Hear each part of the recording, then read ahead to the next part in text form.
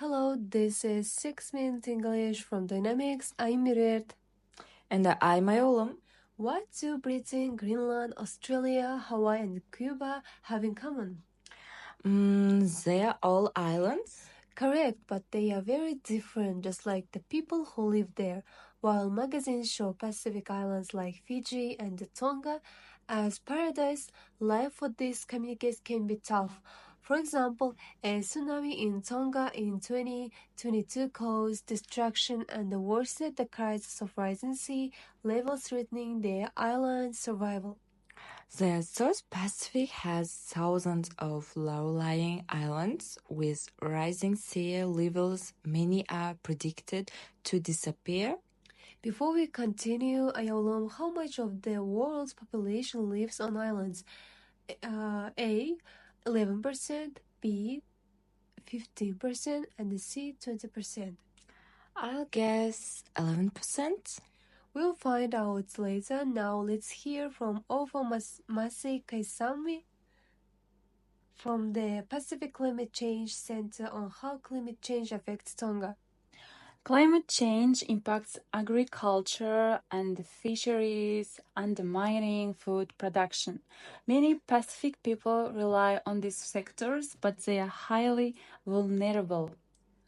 Tonga's economy depends on tourism, farming, fishing, and handicrafts. Handmade items like jewelry and textiles. Tsunamis keep tourists away, making jobs vulnerable, and food security, producing enough food to feed the population, is also at risk. Young people are leaving Tonga for a war elsewhere, but projects like Tonga Youth Employment and the entrepreneurship aim to help them find jobs. Here is director Lucia. It's heartbreaking to see young people struggling to help their families. We ask ourselves how to better support them to get back on their feet. Heartbreaking means causing deep sadness, and to get back on your feet means recovering after difficulties.